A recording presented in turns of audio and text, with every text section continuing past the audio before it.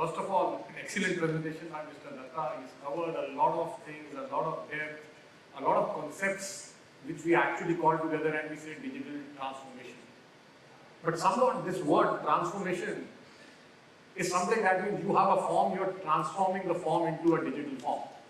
So we are taking like the analog industry that we have today or the physical world that we have today, we are building a layer of digitalization. Imagine what we should do today. When you are conceiving something, when you are trying to build something new, should we talk about digital transformation or should we say the world has to be embedded digitally? So there is no transformation. So what we do today, when we conceive something new, we have to say, I am going to do something as a digital native. So which means that when I am conceiving today something, when I am trying to say, okay, my ecosystem of trucks will come with a solution that will give me entire GPS location, will have something similar to FASTag, which will update in my ERP. I do not need to do anything. It should be a plug and play for everything that we try and do. So I was just thinking aloud, today when we are talking about a generation where we are moving from the analog or when we are moving from the physical world to put up a digital layer, 5 years or 10 years down the line, when we have the next generation talking about this, I think they will never be using our word digital transformation. They will be saying digital natives, the digital way of life. Or, oh, these guys were crazy 10 years back. What were they doing? What were they thinking? Look at it, what we do. Another beauty about digitalization or digitization is the exponential curves are moving faster and faster. So what we thought about doing digitally 10 years back and taking 5 years is being done in 5 months. What we thought we could do in 5 months, we are doing in 1 month. ChatGPT gained its first million users in the least time. What took probably Facebook a year, it took them a month. What the next generation will come will be even faster. So the disruption of the technology is changing the ways we do business today. What is in the center of the business today? The center of the business is how do you make your top line your bottom line? And what makes your top line is your customers. So today I just wanted to touch a little bit about how we are trying to develop something for our top line, that is our customers, to try and give them an experience which should wow them, try and give them a digital journey. We should basically take them to the next level of buying and trying to say, yes, this is where my satisfaction lies. This is how I would like to buy in the future to come.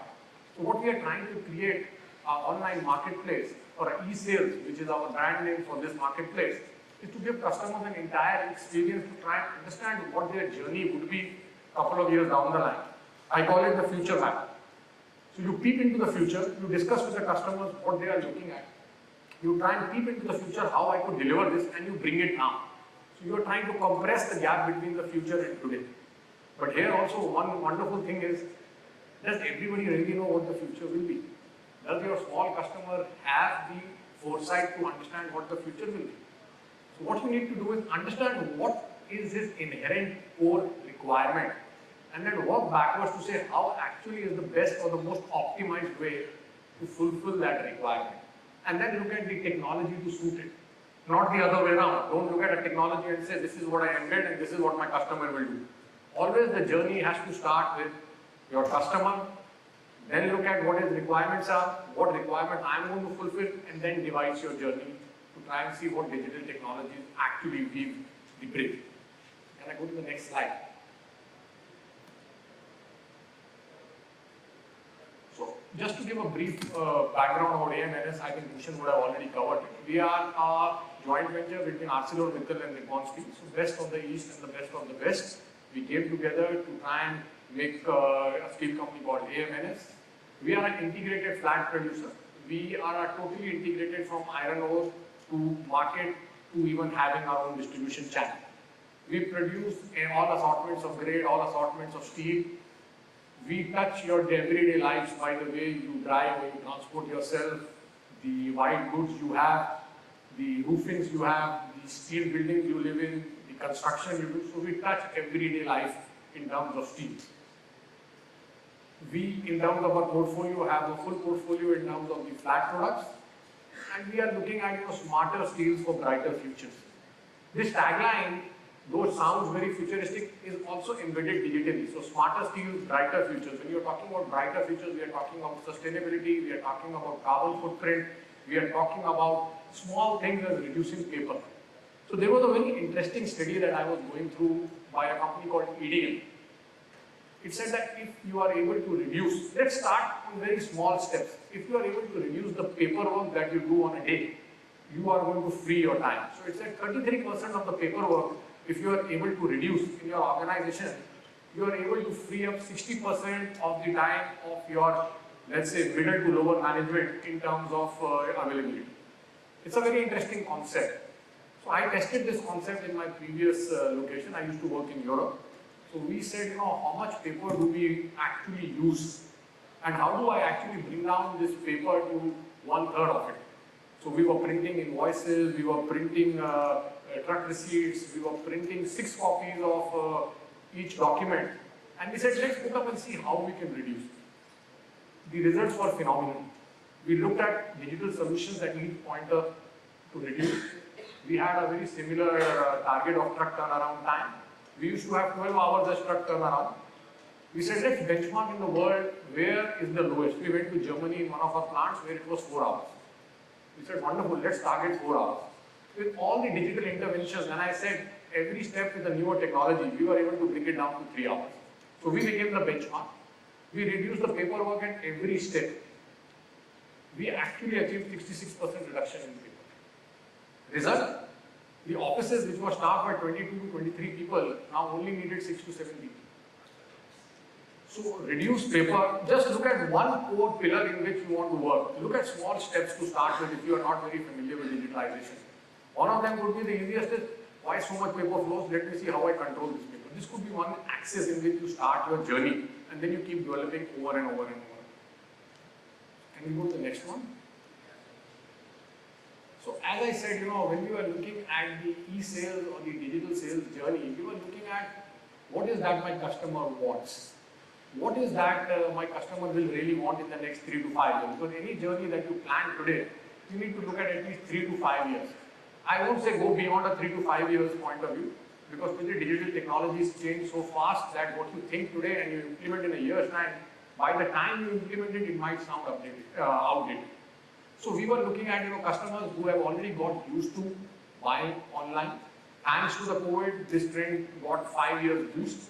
So every customer today is very capable of using a smartphone, buying something on Amazon, on Flipkart. Also a part of the steel people are buying online. So we said, why not create a convenient platform for our customers to actually calibrate the steel they want to buy. Steel is not an easy thing to buy. So you have many variables in buying steel. You have the length, you have the thickness, you have the weight, you have the destination. So it was a slightly difficult concept to configure the steel. So we came out with a platform where configuration was very easy. We went with a very simple concept. Sometimes concepts need to be very simple. How do I make sure that the customer is able to configure his requirement in the least amount of clicks? I don't want the customers to make 30 clicks before he goes and chooses the product. So our idea was reduce the number of clicks, make it as simple as possible but not simpler. So we created very user-friendly interfaces, very efficient search operations, very seamless purchasing process. So today our platform is probably order to cash. It's absolutely seamless. Customer comes in, selects, and everything is taken care digitally till the time he pays. He has perfect transparency after payment to see where the order is, track the order. Once the order is loaded, he is able to track the truck movement. So he gets every kind of information. We integrated also a chatbot. We integrated WhatsApp for business. We tried to make it as feature-rich as the customer wants. Today, no customer wants to read SMSs. Everybody is on WhatsApp. We said, let's try and integrate where the customer wants. These are sometimes the very small interventions that help you to make it very customer friendly. One of the prime examples was, when Swiggy and Zomato in the initial days were fighting in Zomato, and Swiggy wanted to come up with something. They came out with a trace application. So you had that motorcycle that kept, going, and you see on the app how far he is. So hunger doesn't wait. That is where, Swiggy got the market share at the expense of Zomato. Zomato, of course, followed it up. So always remember, if you are looking at a competitive advantage out of a digital technology, that advantage is short-lived. Because what you do today, your competition can follow very, very quickly. So one other important aspect about digital technology is you need to keep innovating with newer things to come out. You need to intimidate the customer to say, we are like a digital app. We will keep coming out with newer features, with something more important, with something that you are looking at, with your changing requirements, your changing demand. Another aspect about the customers when we were trying to do this digitalization was, we found that customers wanted perfect transparency. They wanted to be associated, smaller customers wanted to be associated with the mills directly, which today they went through a couple of levels of intermediary. And this is what we gave them when we came on the online platform. Quality assurance from the mill, availability which you can see, pricing which is very transparent. This further, enhanced the transparency, and the transparency leads to trust. So once you are transparent with your customers, it builds that trust. So we were able to build a lot of trust with our customers. We gave them quality assurances. They knew now they are buying from us. If there is a problem, they can come back to us. They can read the customer reviews. How many of us actually go and buy on Amazon and read the customer reviews first before buying? This is the biggest form of endorsement. So you see, and the problem out there is 90% of the satisfied customers never review you. It's only the 10% of the dissatisfied customers who review you. So it's a very important thing to manage. And these are the small integrities when you are looking at managing something online. You need to probably understand. You need to probably look at it. Any mistake that happens over a digital platform gets exaggerated, because it is fully transparent. So when you are going to be fully transparent, please make sure that you are ready to put that camera on yourself. Else be ready for a disaster. So one of the very important things is, this is very important to gain the trust of the customers. We also match this up with very efficient logistics and delivery. So today, anything that is going out of my plant or out of my service center or out of my subsidiary plants is fully tracked. So customers can actually see where their truck is. I always used to say, in steel, when we do a transaction of millions of dollars, my customer doesn't know where his shipment is. But when I order a pizza from Domino's, I exactly know for a $200 pizza, I know where the delivery is. So why not give that experience? So with that elements in mind, we design our overall customer experience for the customer. Can you go to the next? Another very important aspect was, you already are physically present. You already have a layer of experience that the customers want. How do you make sure that every different purchase, he has the same experience? So the omni-channel experience. You need to build the trust. A lot of people don't have the trust when it comes to buying big value item online. How many of us would go and today buy a big value item online without physically touching and checking it? Very few.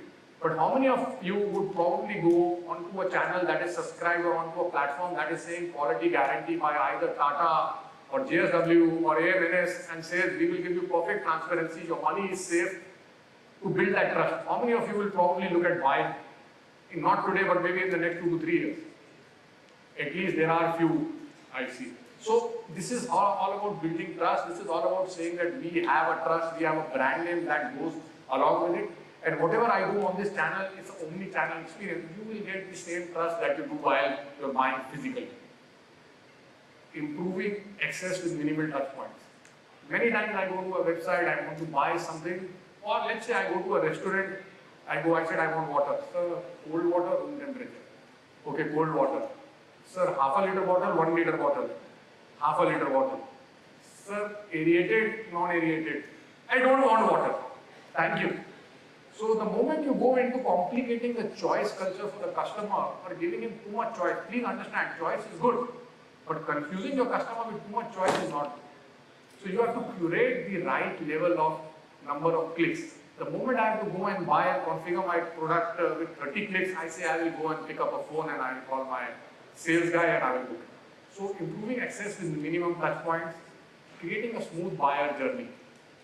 You go to a website, you want to buy, last minute the credit card, payment failed. How many times we try and repeat that journey? We say, no, I don't want to buy, something is going wrong. You lose the trust. So ensure that once you are ready to the market, you have a smooth journey, you have tested it out, you have done enough UAT. Customers should not find disruption in your journey. Another very important thing when you are going omni-channel, you are saying, here is a channel, here is a platform at which I can have thousands of customers booking together. How many times you've seen, when there is a rush hour on some platform to buy out of service, or the OTT platform doesn't broadcast because there are too many people logging on. So create that right bandwidth. So your business plan should be saying, I need so many customers, my feeling is so many customers will be logging on together. The platform that I choose should be able to have that sustainability, to have so many people buying all together. Improving product access and market reach. Very nice. I put up, steel is a very physical product. It's a heavy product. People buy in one truckload or at least 5-ton bundles. Putting up an online platform is very nice. I have my stockyard in Gujarat. I guarantee 24-hour delivery to Calcutta, and how do I do that? So please ensure digital moves very fast, physical moves slowly. So keep that in your mind. How do you basically accentuate your physical infrastructure to match the digital speed? If you do not have that infrastructure, for example, when we are doing this, we said we choose some geographies where we put up the service that we want to give for the customers and guarantee 24-hour delivery. I do not do it today in Calcutta because I do not have the physical infrastructure in Calcutta to service in 24 hours. So I do not open that service there. So please ensure that you match the digital service with the physical infrastructure. Growing digitally is very easy. Growing physically to match that is a tedious job. So both of them have to match to give the customer a seamless journey. We had a complete vision to say, we do not want to be partially digital, we do not want to be partially physical, we have to have the complete digital journey. So from order to cash. So today customer comes in, he places an order, we give him options to pay, he sees the payment, he can track the payment, the material is loaded, we get the invoicing directly through SAP, our ERP. So everything is made in such a way that it's a seamless journey for the customers. And at the end of the day, you need to make the customer feel important. You need to make him feel that he is in charge of this journey. Customers should never feel that I am losing my control when I am buying digitally. Today I have a lot of control when I speak to a guy. I can tell him yes, no, this. Same experience has to be given to the customer to say, he is able to control the journey, I am in control. And when that feeling comes that I am in control, you get that trust, you get that repetition of buying, and that's how you make a success out of it. In terms of system architecture, what we have done is the SAP Commerce through API integration layer works directly with our SAP for HANA. We also have the SAP CPQ with the variant configurator working directly with SAP for HANA. Plus we have added certain other features like chatbot and now WhatsApp for business, now track and trace. So we are basically looking at integrating, or our major line of data is SAP for HANA, and then everything goes into SAP for HANA. That's our system architecture that we have developed. But these things will also continuously go through various amount of changes in the long run. You will have different structures depending on the speed of data you want to retract from the system, depending on the reactivity you want to give to your customers. So again, these are all things that are getting more and more developed and more efficient as time goes on. So as I said, we wanted to create a platform that is future ready. Why I say future ready, why not present ready? It's also a behavioral change. How many of our customers are actually ready to give up what they have in terms of the physical contact, come there? So we want to also have that part of the journey which should be physical. So take it step by step, train the customers or gain the trust of the customers and then migrate them. Also, as I said, we have to match our physical service with our digital service. So once you put up a physical asset, put up a layer of digitalization, match it, go to the next. So it's very important to create a platform where we are ready. Tomorrow, if the customer demand shifts very quickly to the digital platform, we are already ready. We are ready to say, okay, tomorrow if my customers, 100% of my customers want to go digitally, I have a platform at which I can take 100% of my customers digitally. And we are enhancing this. Earlier we were only looking at MSME, today we are looking at SME, tomorrow we will be doing something for the distribution. So as my colleague from GSPL said, this is work in progress. You cannot say my digital journey, the label is journey and a journey never ends. So your digital journey will continuously get improved, continuously get extended with the newer technology, with changing behavior of the customers. When you are doing something from the sales, always remember this, customer centricity is going to be your success. There are wonderful technologies that we implement, we fail. Why? Because the value that the customer seeks or the value that there is there from your point of view is not the same value that the customer seeks. I'm saying my digital platform should give me paperless and I save some money on the paperless and I have that 0.5% advantage. Customer doesn't probably see it the same way. Customer says, what is it for me? So here is to be future ready, here is to be creating a platform where you have perfect customer engagement. So we have actually reduced the time by 90%. As I said, we are fully digital from order to cash in terms of a complete order cycle. 100% of our orders are tracked. We have had 350 new customers registering on the platform, and this is continuously going on. So there is a lot of advantages to go digital. It's a seamless channel. You can expand very, very fast. Scalability is amazing. At one point of time, I do see, in the next 10 years, 15 years, 80 to 90% of your customers will probably migrate to this platform. You can also have tools to negotiate. You can also layer it up with artificial intelligence for pricing. You can also have a lot of machine learning coming in to understand the behavior of each customer. So there are a lot of tools that will keep coming in, that will keep evolving, and that will keep making this more and more successful and more adaptable for the customer. I think that's the short of all I wanted to present, and not to take more of your time before you look at me as lunch. So thank you very much.